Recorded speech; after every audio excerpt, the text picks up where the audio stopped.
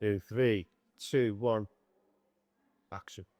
Hello, everyone. Welcome to episode 2 of Big Onion Radio. We are all about people in place. We're all about culture, health, community, lifestyle, business. We're also coming at you again from the heart of the community here in Bootle, Strand, and we've got a fantastic, motivational, inspirational guest here today, Lewis from Polyhub. Lewis, how are you doing? Good, thanks, mate. Nice to be here. Nice to be here. Wait till you hear this guy's story. He's a legend. So, Lizzie and Chris, how are you two doing today? Pretty good. Starting to feel a little bit festive, I think. We were having the chat about this before. I think if you don't have children, the run up to Christmas doesn't feel as Christmassy as if you've got. I'm not doing a mad rush. I've bought everything because there's only like 3 people to buy for. So I'm all right. I'm good. Chris? Good, thanks, Tim. Yeah, good to be back for episode 2. My Christmas shopping hasn't started yet, but there's plenty of time on Christmas Eve, isn't there? So 2 o'clock probably I'll smash the shops until I get dragged out of TK Maxx or something like that by the security guards. But yes, we're all good. Lots going on, lots to talk about, and really glad to be back here. Brilliant. I've been ill since last Wednesday, but I'm feeling a bit better today. I'm paired up because of this fantastic radio show by the Big Onion. So I'm finally feeling the Christmas spirit. I feel like I've missed out on a few nights out and nice social things, but hey ho. That's the pressure of the season. You can go out whenever you want. Yeah. It's somehow though early January doesn't the same way. Anyway, we've got a fantastic guest on this morning. We've set up an email now. We're going to get out all the socials. Please, subscribe to us. Dad, how are you doing? And Carl behind the scenes. We always like to say thanks to all of our people behind the scenes and make this real as well. But please subscribe on YouTube and Spotify. We want this to expand. We want people to sponsor us, get involved, all aspects of the community. We've got so much exciting stuff coming for you in 2026. That sounded weird. 2026. Yeah. And Lewis, apparently you've got work for the whole of 2026 already. And we're going to find out about this fantastic business that Lewis has set up called Polyhub. So you're the managing director, are you? Yeah. Just introduce yourself and tell us what you do. Managing Director of Polyhub Sports and Safety Surfacing. So we construct football pitches, tennis courts, muggers, paddle courts. We build children's playgrounds, and we install resin-bound gravel on a commercial basis. Cool. So pretty much any artificial surface whatsoever, you kind of set up and construct in the community. We call it sport grade synthetics. Sport grade synthetic. But we are building at FIFA standard. FIFA standard. The FIFA regulated football pitches for currently the Gaelic Football League in Ireland. Cool. But we do football clubs in the UK nationally. And how long have you been going? On paper since June 23. Started trading in January 24. January 24. So you're only a year, with 2 years you've had. Years on. They must 2 years, yeah. I can't believe it. I'm going to have to start writing 26, so I like the date. So you've had a fantastic journey. Now you're part of the Sefton Business Club. Yeah. WhatsApp, and you are so inspirational. I put some great news on about this being sponsored by the National Lottery Community Fund. The great news that we've had about sponsoring Big Onion Radio, and you came back with your usual words of wisdom and support and encouragement, which is absolutely fantastic. So how's the business doing at the moment? Really well, yeah. Overwhelmingly well. So we are fully booked until December next year. I just flew over to Ireland and negotiated rates with our clients. They're happy with them, they're happy with us. So they've now secured work with us up until December. The problem that we've got is that the demand isn't an issue, it's the supply. So we have an issue in the construction industry as a whole, is that we don't have enough skilled tradesmen. The bridge between England and Ireland, and part of me being a board member of the British and Irish Trade Alliance, is to carry over skilled tradesmen to Ireland. Well, we've got a problem because there's a shortage here in the UK as well. Why do you think that is? It's because the next generation and the generation behind that and the generation behind that are all online. Construction can't be done by AI currently. I think... Do you think it would move that way? I think No? probably one of the big issues, and we find this with lots of skilled sectors, it's hard to find skilled labor, isn't it? Right? Yeah. And a lot of that is because things are moving so quickly in terms of technology and the skills that you need and the equipment that you need and things like that. It's hard for the educators who are training these young people in colleges and universities to keep up with that pace of change sometimes. So a lot of the stuff you're having to upskill on the job almost, aren't you? Which is Yeah. difficult if you're on a rate card to do the job as well. Yeah, so long hours, cold weather, has its perks when it gets warm, but when they put that against, oh, well, I could make money online Yeah, yeah. in the warmth from my own home and all of this like really good stuff. So do they want to go on to a site in the rain and snow or sit at home in an office that's warm? They can go to the fridge and get something to eat when they want, go to the toilet when they want. Let's be honest, none of us would pick to go on a site and work in cold weather, would we? With that other option there. So I think things are changing. I was listening to something the other day where they were saying about, businesses to start in 2026. And this was from several entrepreneurs. And number one from several entrepreneurs who were sort of putting this list out there were tradespeople. yeah, And saying that tradespeople are going to be the new surgeons. They're going to be the ones that are earning the big bucks. So I Will think be. you can balance off Yeah. sometimes the comfort of your own home against getting out there on the tools. Yeah. I know you're looking at construction for this coming year now. There's big plans to build lots and lots of homes. The demand's there. The demand is The there. supply isn't. Yeah, But even absolutely. the small things, I mean, how long did it take to get a plumber, an electrician, Julia? Those and skills in Yeah. themselves. Exactly. And we're niche. So like, Yeah, yours is very niche. very niche. I think, there is recognition as well that from the government, nationally and locally as well, that there are these skills gaps. And there are quite a few initiatives. I'm going to talk a little bit about, the Youth Guarantee Trailblazer program being one, Connect to Work being another, where we can try and get some businesses like yours some support to take young people on and get them into work. Well, we're already starting to plan that as well, and that is in our plans. So we've got some things in place to try and create boot camps for young people going into college, so that they can go on a course for 3 to 6 months, and at the end of it, they get a guaranteed trial with Polyup. Yeah, And I think if we can monopolize the industry with installers or future installers, then essentially we then dictate what the customers pay. We then bring in the next generation and beyond into the industry. And I think that's really good because I think a lot of teenagers feel very much under pressure in the modern age of education to get GCSEs, to go to college, to then go to university. And we've seen the statistics, how many of them are coming out and are struggling then to find work. And they've done everything right.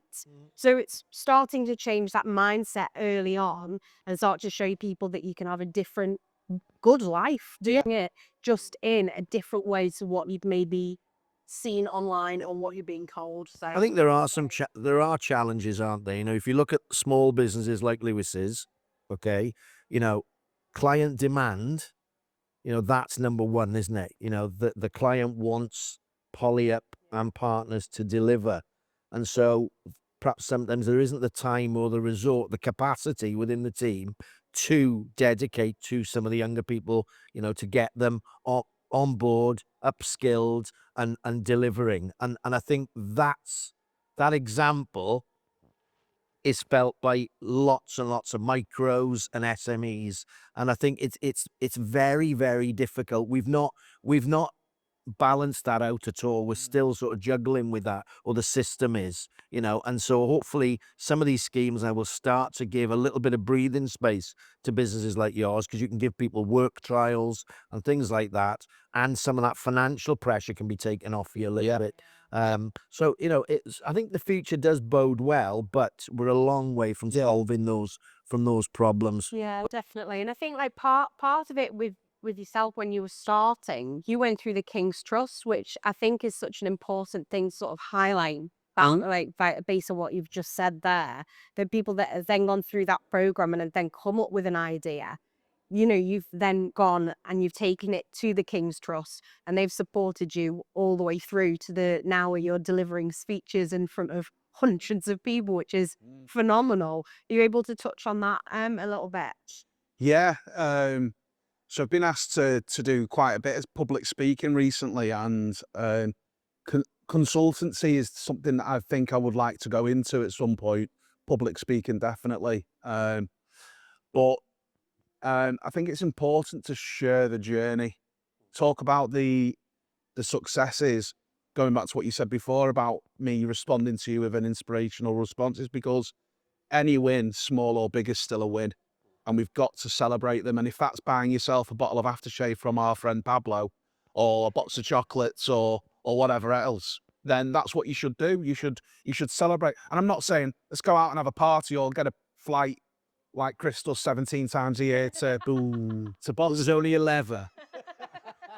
But you should celebrate a win. A win is a win. And whether that's having a Chinese or spending an hour with your kid and treating them or whatever, you've got to celebrate the wins. I Always. agree. And I think a big part of setting up Sefton Business Club was to create that team, Yeah. right? And we share, we share in some of the difficult things, right? And we come together and we share some of those successes, right? And we share that information, that knowledge as well of what led to that success. That peer learning environment, I think, is critical. Can I just touch on that? Sorry. Go.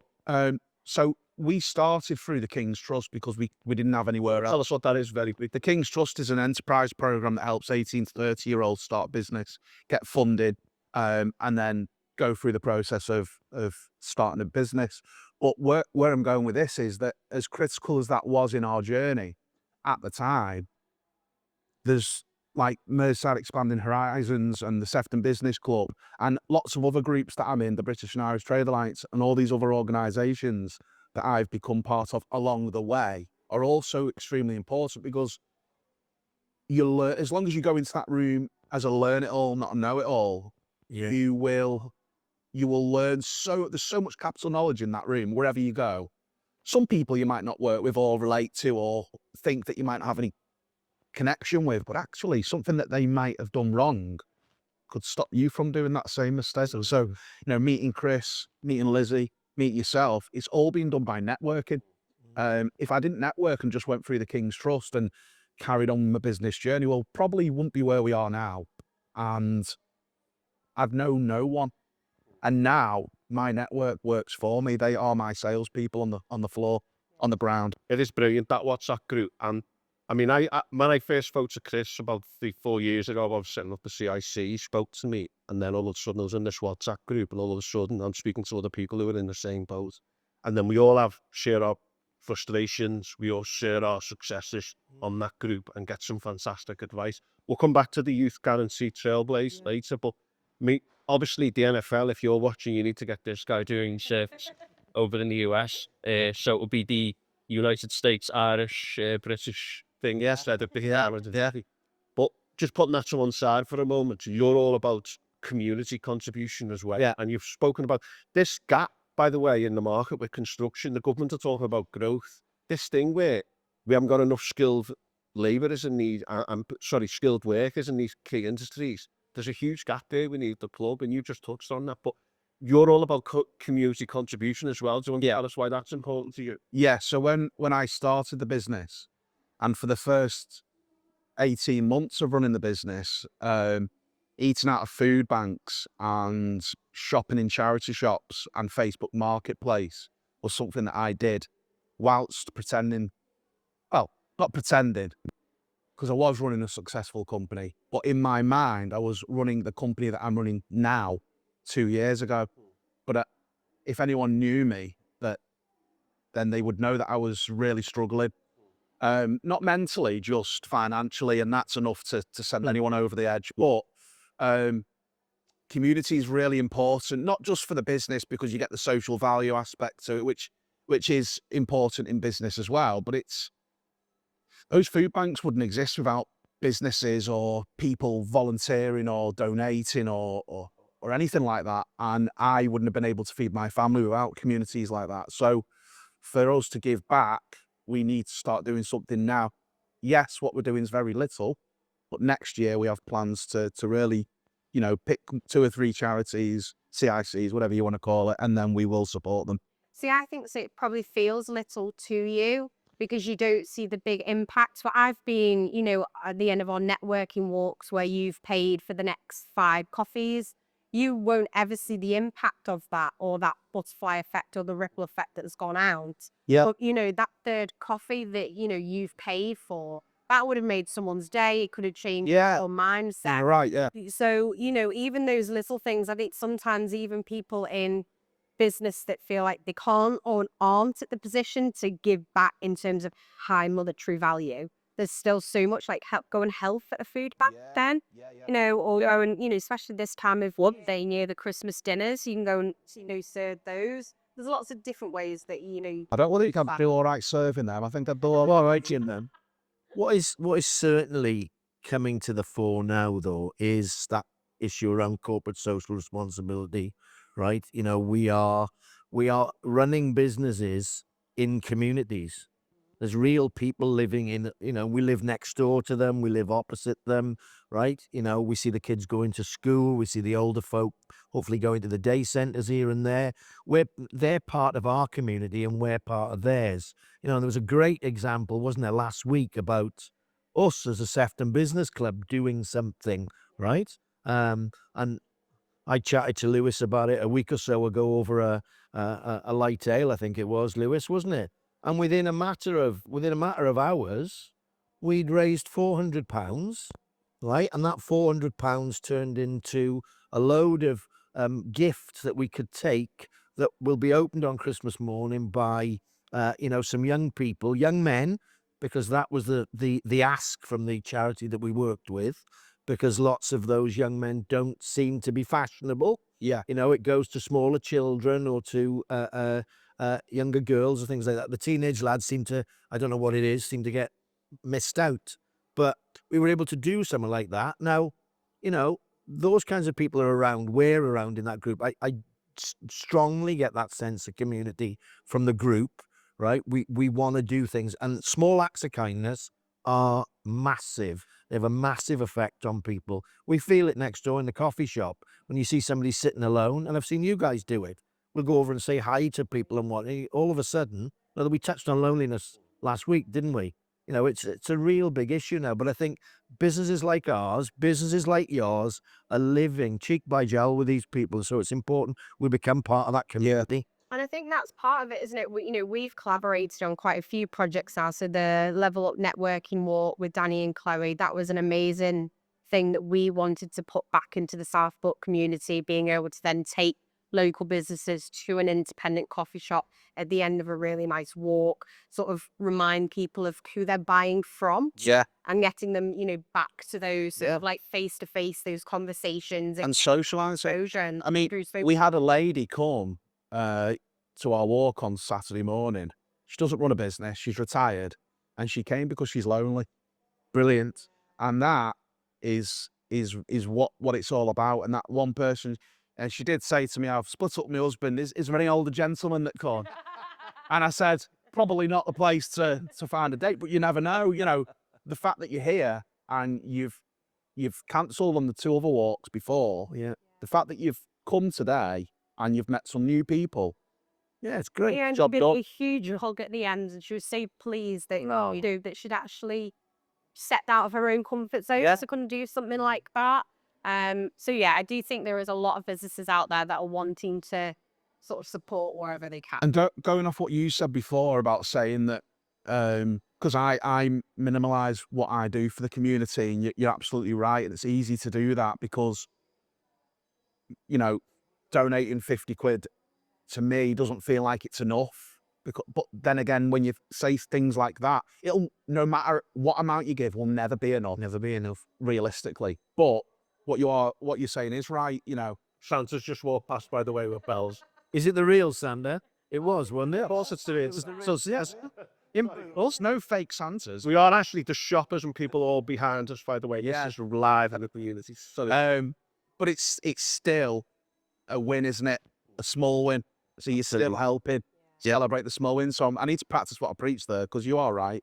I do always buy coffees. I do for my bills, £9. I say, charge me 20, pass on a couple of coffees. Do you know, that's such a lovely touch, right? That's such a lovely, we were, you're right, on one of my 17 trips last year, I was in Boston a couple of weeks ago, and we were in a couple of coffee shops, and they do this thing for veterans. Yeah. So you buy an extra coffee if you want, and you pin it on a board. Yeah. And somebody can just come along and, fantastic. And those little, it just sort of warms people's hearts, doesn't it? Right? It And does. a thing I found as well, because I did something with my rugby club on the weekend as well. People don't want anything, they don't want any headlines from it. It's just that quiet giving or supporting in some way just makes you believe in community a little bit more, doesn't it? And that's what we're all about. So Yeah. big on your radio. Now, kind of our theme of the week is the idea of taking a leap and trying new things, which can be very scary. I think it's great what you just said about when you were facing that financial difficulty. I'm hearing far more people, we were talking about it before the show, saying that, oh, you go for therapy, they're getting counselling, you've used the food bank. People are being far more open about it, which I think is wonderful. It is difficult for people taking that leap. Do you want to tell us about your journey? How did you decide to go into poly? Obviously, you mentioned the King's Trust, but how difficult was that process? The process of making the decision wasn't difficult at all, because I was unhappy in the job that I was in. But the struggle of running the company was extremely difficult.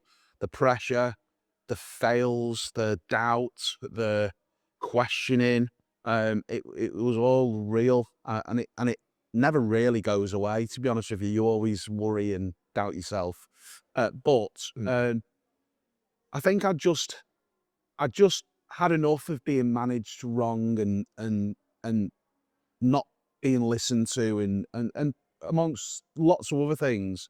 I just had enough of working for people, so I wanted to start my own journey. And but yeah, it was difficult, financially difficult more so than anything. A mortgage, 3 children. The way I did it isn't advisable, so I probably won't say what I did.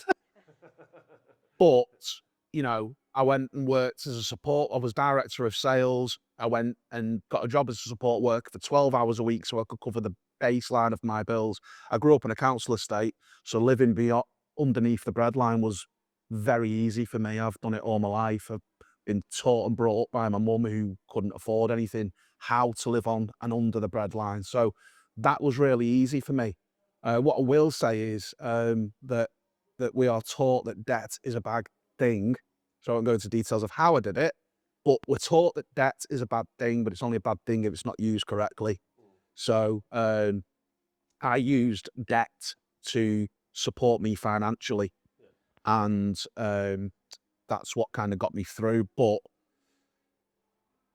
in the grand scheme of things, it was tight. It's been hard, eating out of food banks.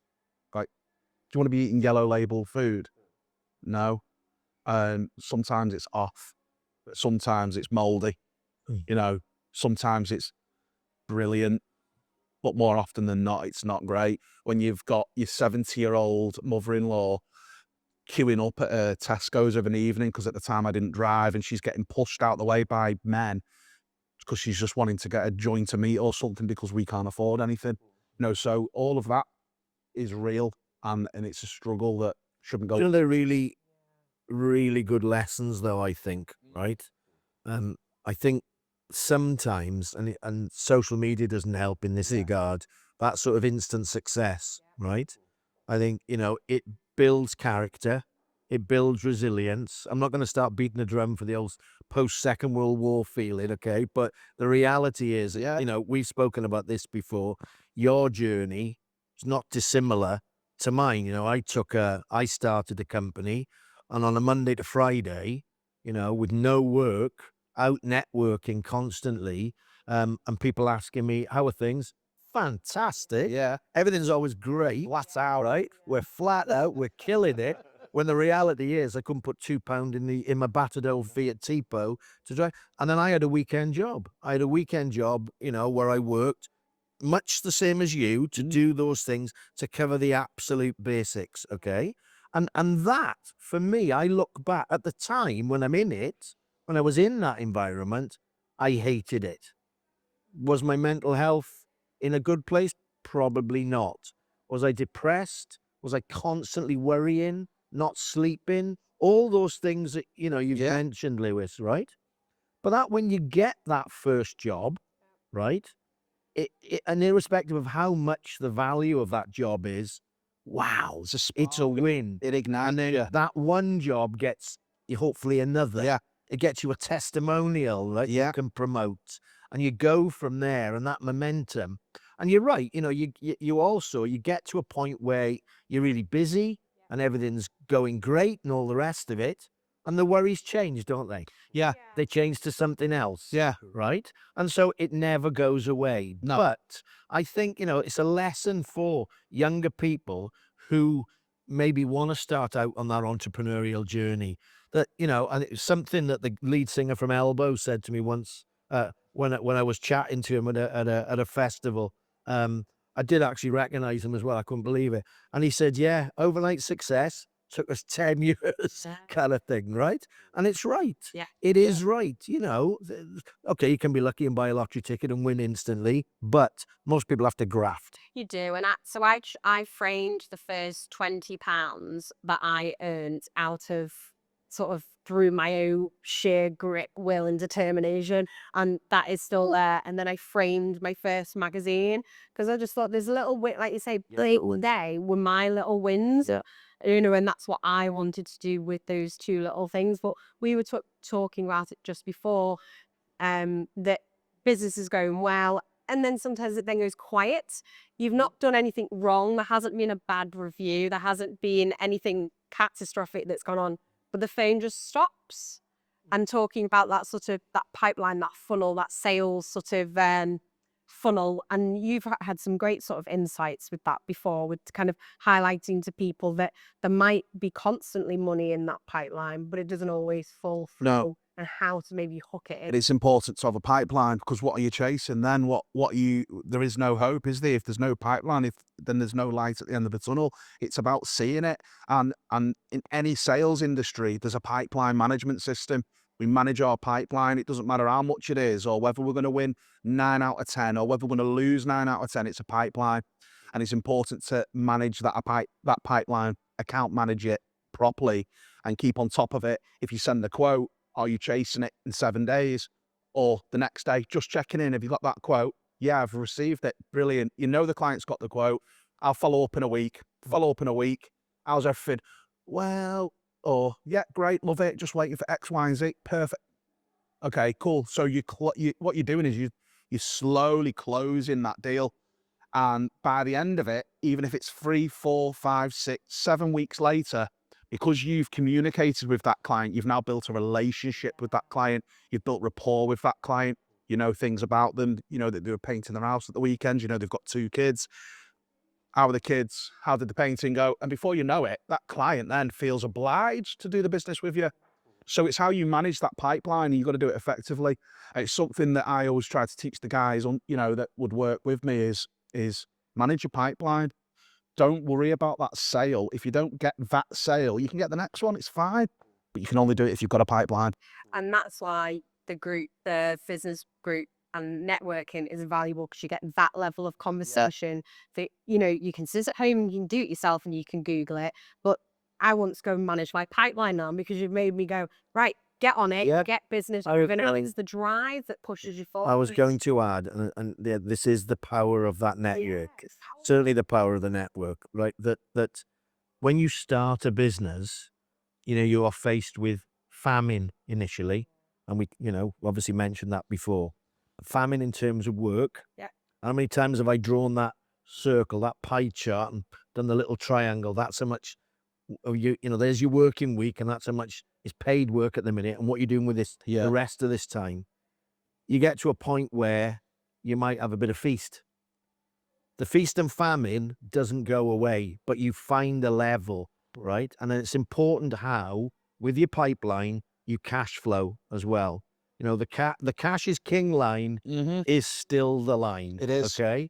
if you don't have cash flow, right, you might have a £100,000 job down the line there, but if you can't get to the point where you can actually get it, right? So it's very important to man. And look, how many times again have we spoken about in our club group sessions and this, that, and the other about planning and young cash flowing and looking where the peaks and troughs are and managing your way through that. Having awkward conversations as well. For me, the most awkward conversation with a client, and mine are all commercial, so I'm dealing with the commercial directors at massive companies or the finance directors, and one of the most awkward conversations is money. Well, I don't think that's the most awkward conversation. I think that's the best conversation, and it's the conversation I have first. So when we turned up at a job for a client 9 or 10 months ago, I won't say who they are because they're great and they pay us well and look after us, but the first job we ever did for them, they owed us 500 quid. So our payment terms are 50 down, 25 when we turn up, 25 at the end. It was only a £2,000 job. They owed us 500 quid. I called up. They were 2 or 3 days late. Got through to a guy there. He told me he was the finance director. I said, perfect, just the man I want to speak to. And I said, I'm just chasing a payment first off. And then he said to me, oh, it's just 500 quid.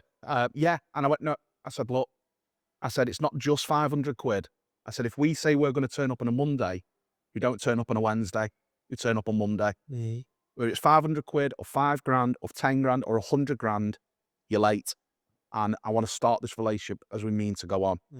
And ever since that conversation, when that FD is looking at who they prioritise paying, I can almost guarantee they don't miss Polly up.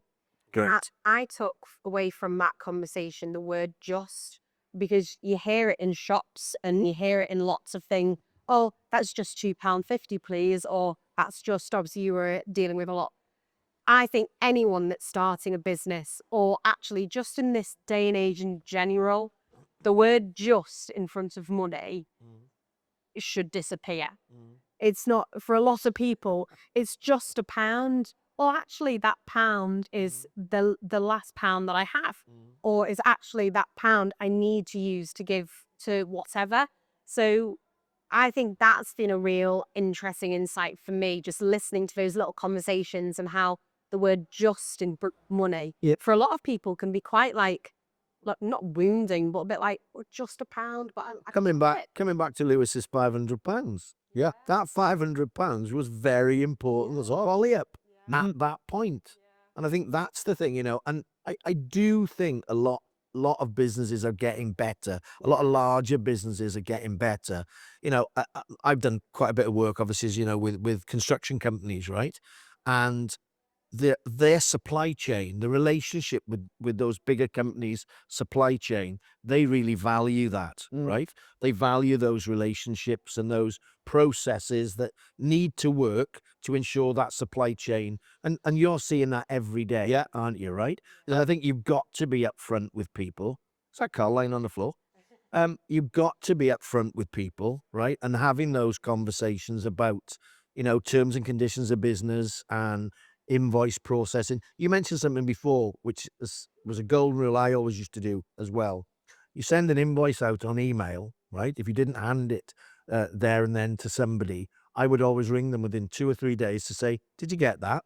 Because I've seen so many times people who wait 30 days for the payment after they've sent the email, and then they ring up and they go, oh, I never got that email, right? And then they wait another 30 But why are we not? I know. Why are you not just saying, did you get that email? It's not it's not cheeky. It's just, did you get that email? It's part of socializing. It's part of the process. It is of delivering that service or product for the client. And this is all about reputation and people saying, I can rely on those people to be here, to do that, to do this. I think that's fantastic. Some fantastic advice here. We're going to do the words of advice. And do you want to also, when you're ready, tell us why mental health is important to you? Yeah, words of advice would be that we need to get comfortable with being uncomfortable, and we need to do it. We just need to take the risk sometimes, and failure is an opportunity to learn and not fail again. We learn more from failure than we do success. Well said, Lewis. Yeah. And I think just to add to that, and something again we have spoken about time and time again at business club and events, social events. We've got the business community together. You're gonna lose more than you win. That's the reality. Yeah. Get used to that feeling sometimes of feeling pretty down because something hasn't gone your way. Yeah. But then, as you said also earlier, to celebrate then those victories, those wins, Yeah. where you've pulled one in and put it in the bag. Yeah. And I tell you something else that's really important. Learn how to say no. Oh, Yeah. wow. Because, you know, don't get me wrong, at the beginning it was hard to say no because we wanted the money. Sometimes we had to say no because the risk outweighed the opportunity. Got to get good at learning that difference as well. But what was I going to say then? What was I going to say? Well, whilst that comes back to you, go on. I'll say so. You just made me think of something then. You know, now you're fortunate you can pick your work, right? You can pick your work. When you're starting out, you can't be as choosy, No. right? And yeah, you'll take on any work, Yeah. and you can find yourself being taken advantage of on occasions, right? That happens a lot. I want to just had some experience of that and just kind of we are stepping out of your lane a little bit and going, saying, yeah, I could definitely do that. I can wing it. I've got enough skills. But realizing that your reputation then is on the line and also there's anxiety that comes in with that. We spoke about that last week, didn't we? We spoke about that last week. People will always want to use you, take advantage of you, okay? And that's fine. You know, some of that extra, that added value that we want to give to make sure the client gets a good experience. But at what point does that become perhaps they're taking advantage a little bit? Yeah. Okay. A funny story I was going to say, and I won't mention the guy's name, but it was a long, long time ago. I got to a point where I was a little bit more choosy of who I worked with. And there was one particular company led by one particular character that I really didn't enjoy working with. I really didn't enjoy working with because he was hassle. He created hassle. So we used to charge him more in the vain hope that he might go, I don't want to work with them anymore, right? We'd charge him a bit more. Every time he came on the phone and bugged us in some way, we add another 50 quid to that. I don't know if I should say that, but I have now anyway. I think one thing Like, I've done, know who it is well. there's a couple of times when I felt really outside my comfort zone, doing something new that wasn't a big job. And I thought to myself, what if I just said to the clients, I'll tell you what, I'll do it. And if you're happy, I want you to give me this much. And then I can use that as a learning experience. I'll be paid on both occasions. Yeah. Okay. But it takes the pressure off yourself. And they, I think, also go, oh, that was a nice gesture to see that. Again, you need to think about when you use that. You know, Yeah. And we did it the other day. I got a call in Ireland and saying, can you do this job for me in Manchester? I can't even remember the place, Manchester. And I said, yeah, no problem. And he said, it's just going straight on top of concrete. And I said, hang on a minute, you're putting a porous system on top of concrete. We're not the company for you, I'm afraid. I can put you in touch with people who'll do that, but we won't put our name to that.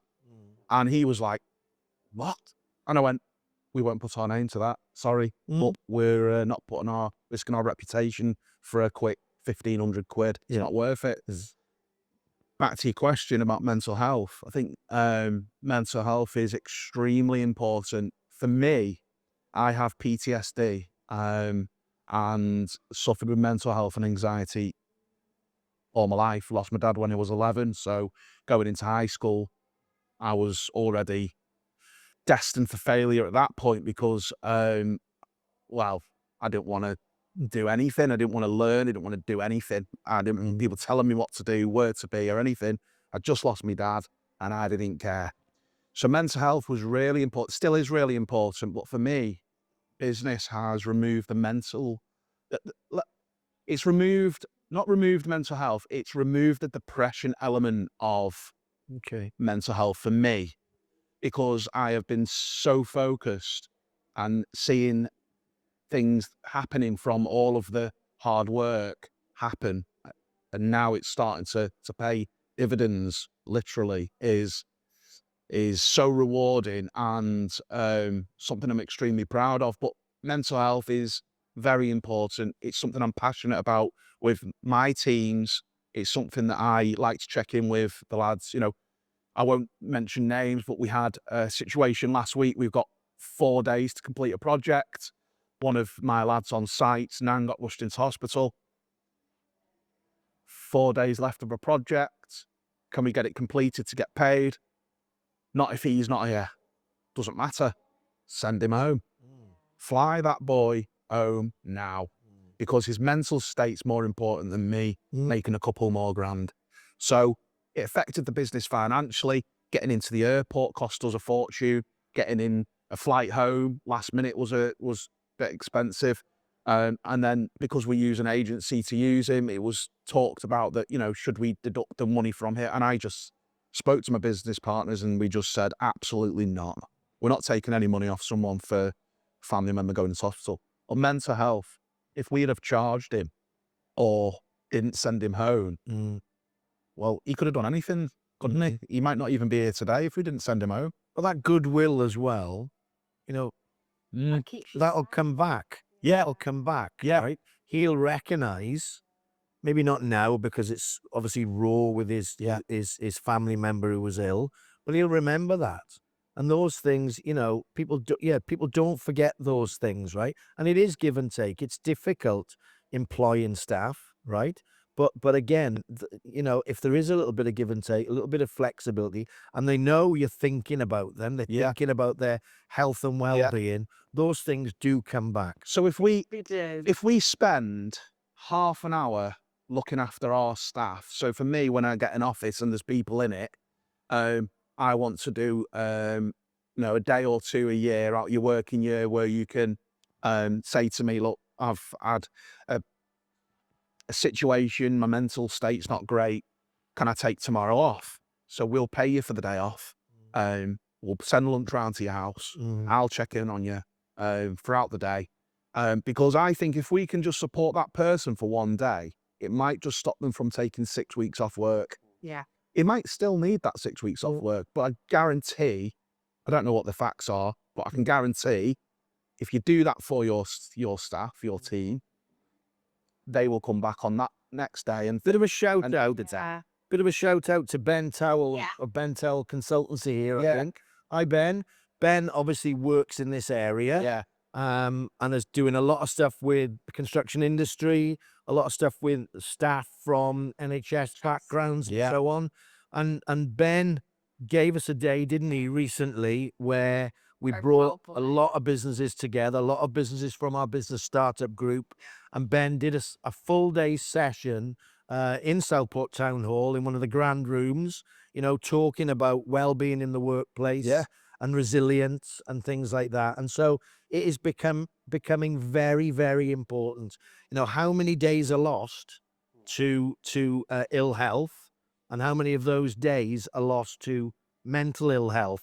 And the numbers are staggering. And if you can improve those in any way, right, the change, the effect on the bottom line for the business can be staggering. It can, because I think what was quite interesting about that, for all of the new business startups that were in that room and that were there at that event had all left jobs to set up their own business because their mental health wasn't looked after by their previous employer. Yeah, that was a strong message. Yeah, wasn't and that it? was the, sort of like the main underlying. All of us have left. Me and you could say a few things about Well, that's one of the reasons why I left. Yeah. I wasn't supported. And it's having that openness, that open conversation within a business to feel secure enough to go and say to somebody, I really need tomorrow off or next week. You know, if it's not always that instantaneous, a lot of businesses can't just do it that quick. But do you know what the biggest problem is in a lot of workplaces, just from working in sales for 12 years, and it might just be the sales industry, is I felt guilty for being ill. I felt guilty for having to go to my manager and say, I need tomorrow off. Because the way they would react, you know, we'd be like, well, that's making me feel guilty about a situation that I can't help and I need it off. So then they would go through times of, well, if I needed the time off, I just wouldn't say anything and I'd just work. yeah. And that's not good for anybody. But I think that's quite common. Well, both of us come from industry. Like we were in education for years. If you were ill, you'd have to plan all of your lessons, make sure your desk and everything was prepped for the next day for someone to come and deliver. Which is bonkers. And you'd be there. You're ill. I'm really ill. Mind you, this is such a big topic for everyone. No, we're talking about kind of people not in education, employment, and saying. I'm going to come to what you mentioned earlier now, but this is huge. This is about like getting people into meaningful work as well. One of the things you said before about set up your own business and the depressive element going is people need to feel in control of their lives, and if you're not in control of your life, it underwhelms your whole idea of self. And I think that's what you've mentioned of Polly, or why it's so important for you, why you're looking after other people, all these other things that we've spoken about. I just think it's central in this day and age. I think work-life balance. I was talking about this with someone the other day in another group I'm in, and there was a slight disagreement because I basically said, in business, a work-life balance does not exist. What does exist is time, and I talk about this so passionately all of the time because for me, this is what being in business is about. Can I attend my children's sports day? Yes, I can. Can I go to the Christmas nativity plays? Yes, I can. Can I do the school runs? Yes, I can. That's being rich in time. But it's not a work-life balance because I'm still responding to emails at 8 o'clock at night. But that is so important. Yeah. Being rich in time first, then we focus on the finances. Because it isn't a 9 to 5. You're owning your own business. No, it's not. Weekends, it's evenings, late evenings. Yeah. You know, but as you said, you're able to work it around if you're lucky enough and you've worked to that level. Yeah. My dad's phrase is, it's funny how the harder I work, the luckier I become. It's you know, Very got famous. the That's a great saying. It's a very famous saying. Yeah. That, yeah, freelance. It's these days. I rent me lockup off Gary, and he is like that. He's very old school. Older, isn't it? Yeah, I think he's the same size as you. You know what I mean? It actually came, I think, from Gary Player, the golfer. The harder I work, the luckier I become. Yeah. I do pick up on a couple of things. Self-employment, an old saying. Self-employment, best cure for ill health. Right? There's one. Yeah. Managing time. Yeah, it's as a 60-year-old, I know the importance of time. I don't know how much sand I've got left in my timer, but yeah, Do we need to get on the little vial? hopefully we'll get to the end of the broadcast, though. Hopefully we'll get to the end of the. But you're right, Lewis. Right? Okay. Your business is such now. You've moved to a point where you're not on the tools all the time. You're strategically managing the business. You're looking at client management. You're looking at the finances. You're looking at growth potential and so on. Right? So it does afford you a bit of time where you can say, right, yeah, I'm going to go to my children's nativity play. I'm going to pick the children up. You'd never get away from the job. You never get away from the job. You think if you're not doing, you're thinking about doing. Yeah. Okay. And I think that just comes with the territory. That's part of being an entrepreneur. That's part of somebody running your business. I think the time thing is critical, though, right? And we've got to try to use our time well. I still waste a lot of time, and I'm sure you're all the same. Waste of time. I don't even know how I've wasted it sometimes, right? I might have needed that time to just waste it, right? But I think, and again, we were talking about to-do lists the other day, weren't we? And how to-do lists can become so over-facing. Yeah. And I spoke to, I think, a number of you about the 1-3-5 rule for to-do lists. 1 big thing, 3 medium-sized things, and 5 small things a day. We do, though, have to think about time because it's important for that harmony at home as well, that they see dad being dad, right? And the missus sees Lewis, the partner, right? And you go and do the normal stuff, go in the swings, go in the shops, going out for a burger and stuff like that. And that's something I really had to work on. For the first few years, I didn't have that at all. But it was only when my youngest, Harry, was born, did I really start to think, hang on a minute, because the older two, not that they'd missed out in any way, but I didn't do the pickups as often as I should have. And I started to when they were about 7 or 8 and whatnot to do a lot more of that. So if you're listening, kids, dad loves you. Just fully. How are we doing for time? Dan? It's the last way. funny. So bingo about 35 But- minutes. We have. Um, Good is that. just something that you said on the to-do list. Yeah. Again, something I speak passionately about. There was days, even before I learned that 135 in one of your sessions, which was really helpful, by the way. And I still use that to this day. Pass you that fiver later, mate. Yeah, it's all right. Don't you owe me a fiver? Probably. Anyway, so what? It's lucky them two are in between. Bigger than me.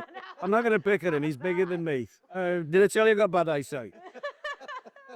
One of the things that I do and I say and shout and scream about, and I hear it often is, I just can't get anything done. And I say, well, even if you wake up in the morning and you've got an 8-hour day ahead of you and you've got a to-do list of 20 things to do, just do one of them, even if it's a small one. And then just put your feet up for the rest of the day. Okay. Because it's still productivity. That one to-do list was one step closer to success. And yesterday, it needed doing, and you've done it. So it's a small job, but it's productive. Don't beat yourself up too much. And that's what I've had to learn. And I've had to learn that the to-do list doesn't have to be done all in that day. No. Because there is no boss that's coming for me. If I am the boss, and most of the time I'm a bitch. So I'm a terrible human being. And just being like, why am I chasing? Why am I hustling myself? I think Why am I being so hard? clients come into that, don't they, right? Clients come into that and their expectation. And it comes back to, again, working with people. You can't always work with people who you like, right? That's the goal, though, isn't it? Is getting to the point where, a lot of your clients, you've got a relationship with them. You spoke about that before, right? But clients put that pressure on as well. And so there's a little bit of give and take once those relationships are built. But client demand, I go on about Nextdoor regularly, right? Our clients are queuing up outside at 9:15 for our 9:30 opening in the cafe. If we open at 25 to 10, ooh, dear. It's free tea and toast for the first 10 through, you know what I mean? People's expectations, people's expectations, Abby, tea and toast. What do you think this is? A charity? You know, people's expectations, clients' expectations also dictate how you manage things. But that management time is super, super important. Yeah, it is. Super important. Magic hours as well.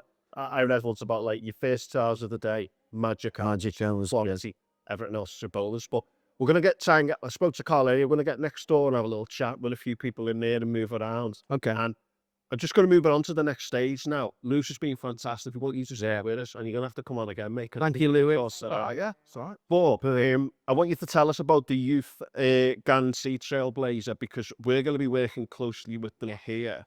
Yeah. And part of Big Onion Radio, part of what the lottery community is all about is helping disadvantaged people. Lewis had talked about the skills gap with young people, getting people in, etc.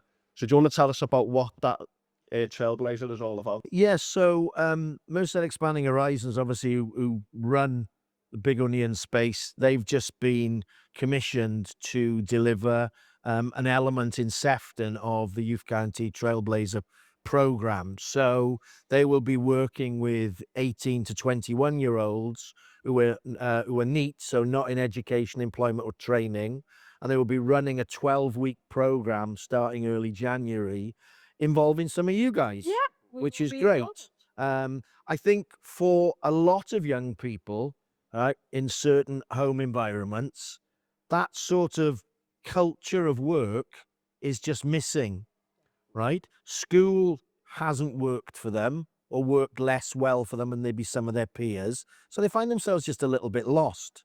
So we're going to be running a program which we've called Launchpad, which is going to involve some of you guys coming in and talking to them. And I think, picking on Lewis again, Lewis was a guy from a council estate, you said before, just like some of those young people potentially. So it's coming in, bringing your life experiences, telling people about what you've done, what you're doing now, right? Yeah. And how, because, education works for a lot of young people it's quite linear, and I'm quite critical of it on occasions. If you fall off that path at some way, I don't know if we're picking enough young people up and giving them the confidence and resilience and tools to be successful in whatever way that might be. So this program's really exciting. It's going to run up until the end of March, but we know Trailblazer will carry on beyond that. So yeah, we're really, really excited. We'll be working, I think, with 30 young people from the Sefton Borough who are 18 to 21 and not engaged in any way. The team are on it: Brian, Lisa, Shannon, Nikki, myself, and a few of the others. And you guys are going to be front and center. So I think it's going to be a very different experience for those young people, having to come into contact with you. And maybe we might even get one on the... Yeah. We're hoping to, yeah. We're going to be working with them next door. We're going to be working with them here, hopefully. Yeah. And it's very much about not just speaking to people. It's about developing confidence, giving people opportunity, and also skill development, and examining some of the issues about why people aren't in education, employment, and training. But this is literally, and the Big Onions are all about this. It's about going into the community and making things happen for people. New collaboration through network, and I just think it's an exciting opportunity. I think the brilliant thing about the network, again, and some of the other organizations that we work with, the diversity of individuals, the diversity of skills and experiences is, well, it's brilliant, right? Yeah. And something like that for these young people, to listen to you say, Tim, about podcasting and how they can use their phone to record and edit and all those things that perhaps they just don't have access to that information or don't have that confidence to have, give things a go. You guys will hopefully help give them that. I spoke about that in my speech for the King's Trust. It wasn't that the skills weren't there, it's that the opportunities weren't there. And I know that because I was one of those kids. I was wearing somebody else's hand-me-downs. When we ran out of milk, I was knocking on doors like a salesman, door-to-door salesman, trying to get a cup of milk and some milk. I'd go knocking around saying, "Do you need anything from the shop?" I'll go 50p. No, just things like that are real. But there was no opportunities for us. What they did instead was, oh, we'll put a park at the end of the road for all these kids on the estate, and then they've got a little park to play on. Well, where were things like this? Where were these things? Because there's some superheroes in them council estates. Absolutely. And a lot of successful business people are from council estates. Absolutely. The thing, the reason why Big Onion came about, and Merseyside Expanding Horizons have always worked around that social inclusion for 26 years, trying to include people who feel that they're on the fringes of society for whatever reason, right?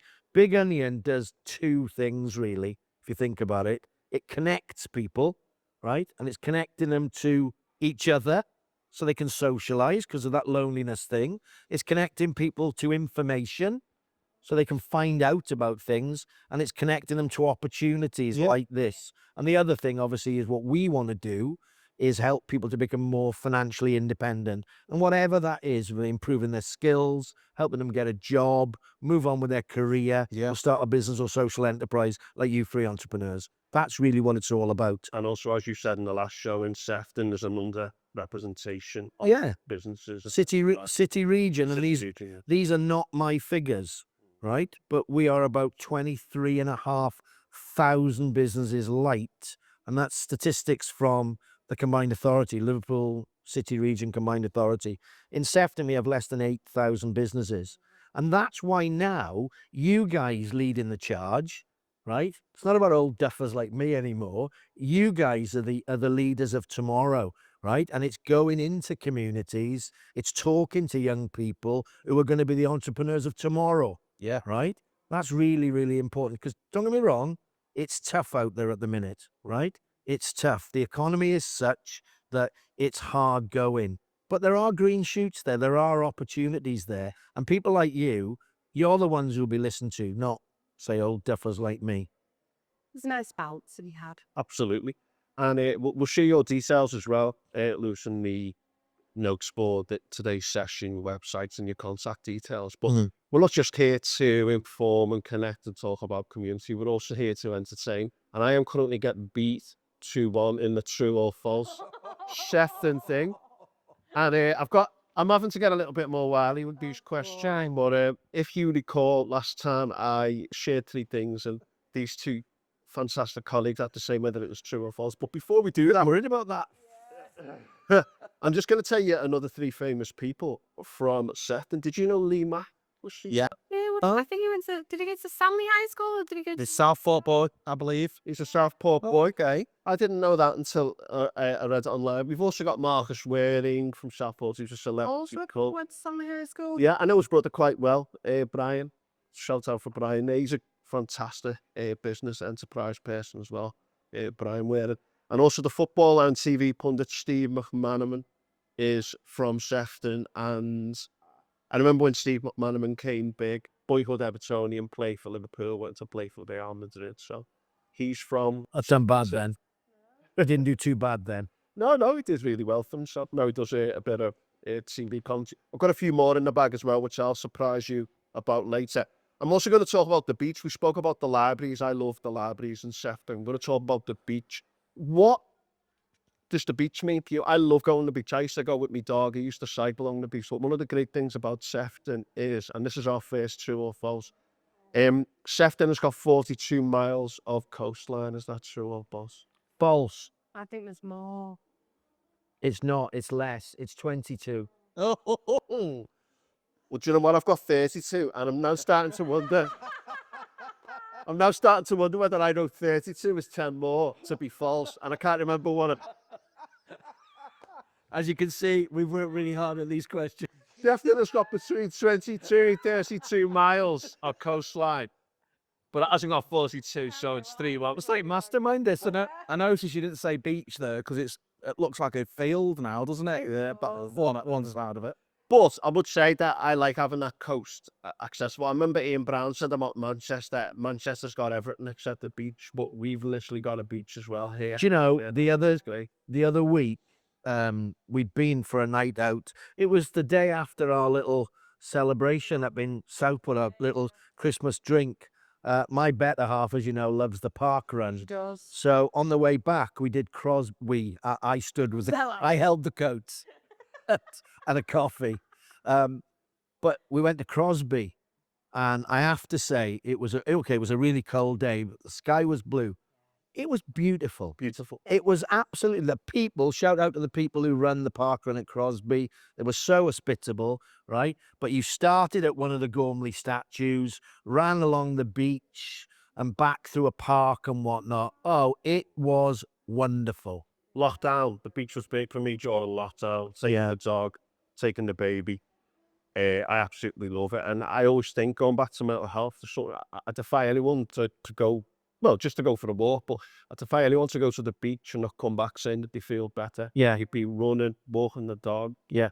10 up. Sometimes my rugby club do rugby training on the beach as well in winter. It gets cold out there, but it's a fantastic place right on our doorstep, and it's just beautiful. Absolutely beautiful. Fantastic. Regardless of how long the coastline is. 22. So get down to the beach, folks, and it goes right up from Bill used to have a beach till the docks were built. It goes right from Waterloo right up to Southport. Doesn't it? I think there's a, Southport does still have part of our beach. It is being taken over now. But I actually like the fact that there's so many like wild birds that now fly over there. It makes it feel, it gives it a completely different feel. Some of the dunes are really lovely there as well on the coast road. Really nice. Yeah. In a Southport Australian magazine, if you're looking for 5 different walks for your Christmas lunch, after your Christmas lunch, we've got them for you. We've got them in the magazine this month. All details will be in the notes for today's episode as well. The other thing I like is taking the coastal road. If I've got a meeting in South York, I always go the coastal road. I do feel 10 times better when I get to Southport and just going through the dunes and see. Do you know the thing as well? Because I take that road as well. But as soon as I see the pier, I think, oh, yeah. Yeah. You see it in the distance, don't you? You're on that coast road, you can see Blackpool and whatnot, but you have to get a little bit closer to Southport before you see the pier. And I go, oh, I'm in Southport. Fantastic. Exciting, isn't it? Yeah. Right, next one. St. Helens Church, the only Grade 1 listed building in the borough, dates back to the 2nd century. Is that true or false? False. I'm going with what you said because I have no idea. Why'd you say false? 2nd century. Yeah, you're right. It is false. It's the 12th. And I deliberately threw the second in there because that is very, very, very, very long. So well done. I'm now getting B41. Morning. Come on. Competitive at all, Lizzie, is it? In the same era, Sefton Hall. Now, if you know about Speak Hall, the history, there's a little bit of a clue in here. During the English Civil War, where half the population of Liverpool were killed in the Civil War. Wow. Half the population. There was 2,000 people in Liverpool and 1,000 were killed, and they were bombarded from Everton Hill by Prince Rupert of the King's forces. Anyway, I'm a history teacher, so I'm born. Anyway, go back in the Civil War. It's not. Sefton Hall was a Cavalier stronghold, a Parliament stronghold during the English Civil War. Is that true or false? Wait, do I go? What are you thinking? I'm going to go true, I think. True. Yeah. Van der false. False. Yeah. True. Tim doesn't look at me. I think you could be 5 well down. The sauce. It was a royalist stronghold. Generally, Liverpool was a royalist stronghold, although Parliament did run it for part of the English Civil War. That was cruel, but it's 4-2. But, and this is an interesting one. Southport was an inspiration for the redesign of Paris under Napoleon III. I've heard it. Oh, that's true. That is. That is true. Yeah, I think it's the other way around, isn't it? So Southport was. I don't think I quite listened to the question. I think Southport was the inspiration for Paris, wasn't it? Yeah. It was. Yes. Badgers. Do you know my son doesn't like losing the sports? And I told me mates like he's very competitive, and he said, "Oh, one's really good stuff." So yeah, that's me. Yeah, so 5-2. 5-2. Yeah, there you go. 5-2. There you go. I like to make them harder. Are we keeping this going? This is keep it going. good. Let's keep it going. Good. Now, just to finish, health.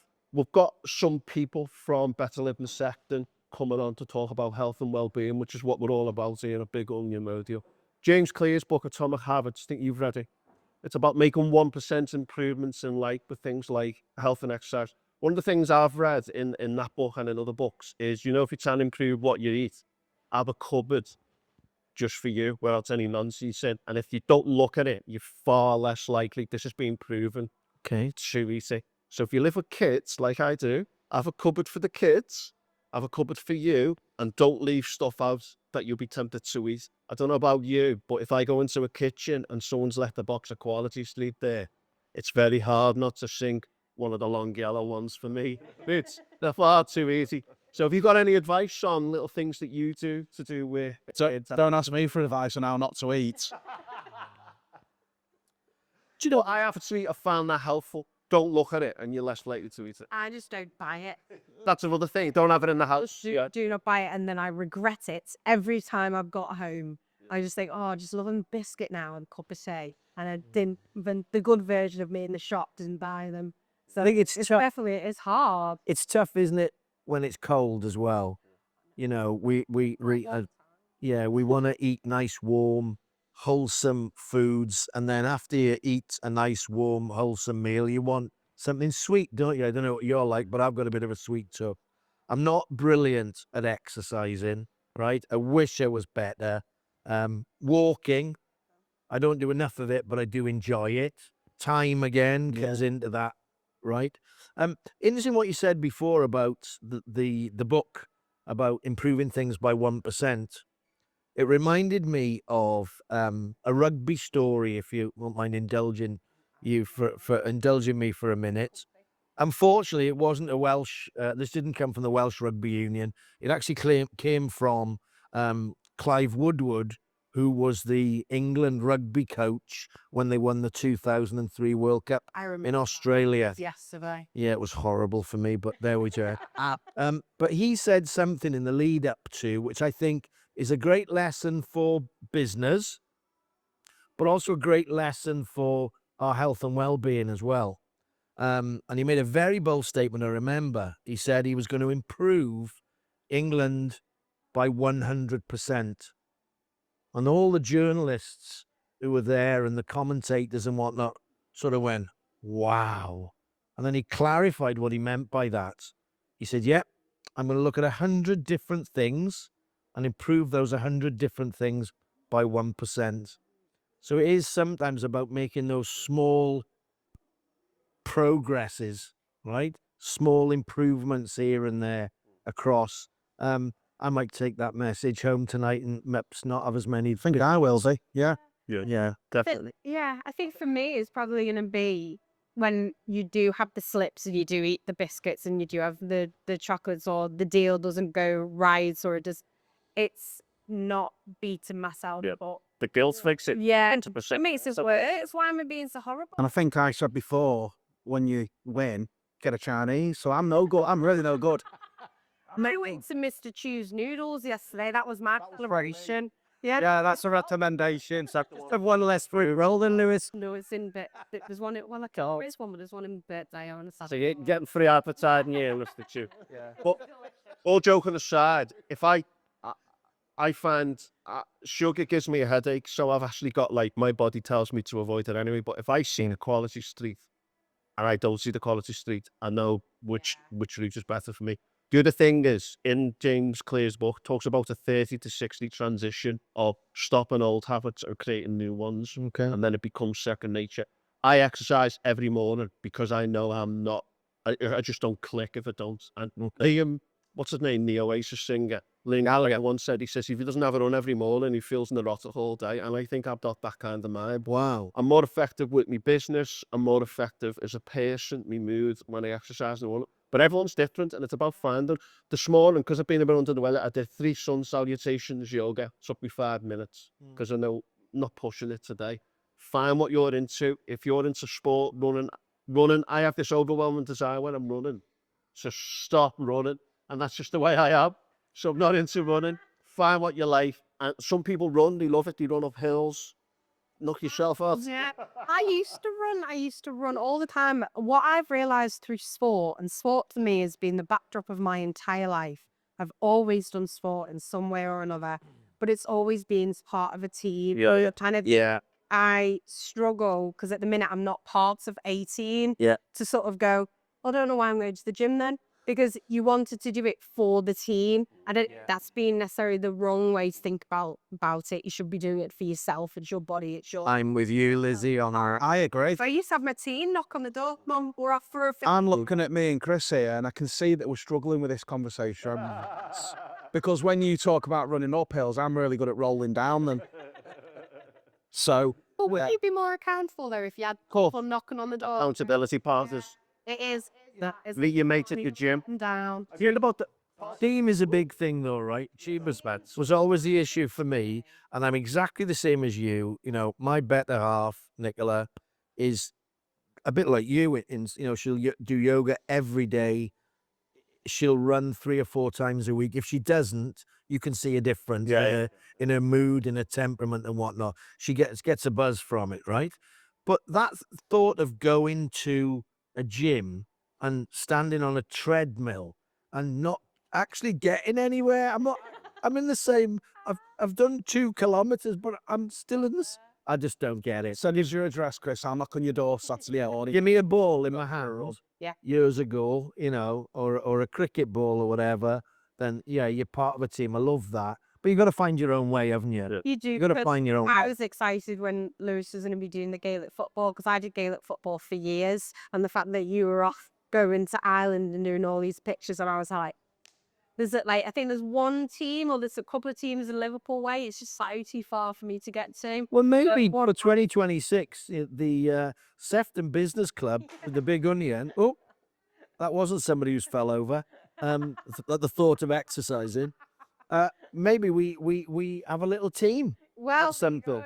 Maybe it's walking football or Nickson. Paddle's the new thing. Paddle is the new thing. Is the new Yeah. thing. I'm And we bored of could it. actually shout out to John Fenton, who's in the group. John's a tennis coach and paddle coach, isn't he? So maybe John might be able to fix us up with maybe a court to practice on one evening. Good idea. That could be something good. Right, just to tie things together then, find your own way with exercise, with diet. Yeah, thank you. Moving on. I'm glad we're doing that. Yeah. Little things can make a big difference. But the key thing is why. I mean, I've got genetic illness. I had to change my health because of that. You get your why right, you'll do it. Like I often hear people say, oh, I want to lose weight. I go, why do you want to lose weight? Oh, I just feel like other people. I said, nothing to do with other people. I said, why do you want to lose weight? The other thing is diet and January New Year's resolutions. Worst time of the year. Yeah, I'm changing it. And You don't have a temporary diet. You don't do things on January the 1st when you're freezing cold. Do them in the summer, make them long term, and do things that are sustainable in the long term. So that's my advice. So. Brilliant. I've got time to change Southwest Journey's January message. No, there's lots of different messages out there. Some people are works. Again, it's about finding your own way. But when you see people say, "Oh, I'm going to change this on January the 1st," and I go, "Well, have you done any prep for it?" Oh, yeah, no. Well, gym membership spikes like mad in January, doesn't it? And then people are paying £100 a month or whatever for absolutely nothing at all. Well, So, yeah. YouTube, you can do HIIT, high intensity interval training, yoga classes for 5 minutes on YouTube in the morning in your own house. Bring the gym into your house. Okay, good call, Tim. Good. Right, so we wrap it up. Yeah. We Strand's got to be places. Thank you so much. Cheers, thanks. Thanks. Check this guy out. You'll be hearing about him in the future as well.